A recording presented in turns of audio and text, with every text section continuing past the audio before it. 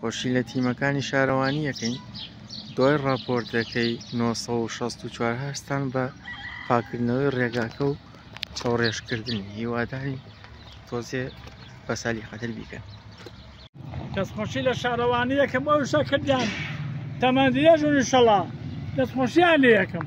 سپاسیان لێخوا دەستیان خۆشی. سپاسی شارەوانیەکەین بۆ ئەم کارە جوانەی کردی.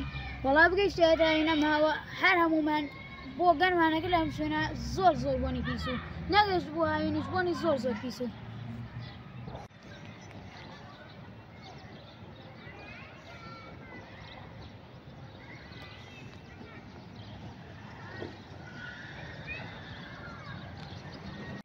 براگەیان ببنە ڕۆڵەکە بەرە گەورەکەی هاوبانە منەڵی خەدە بانجاتەکە ڕۆڵەیە بێرم پیاە خێرتانەگەی دەستان خۆش بێ.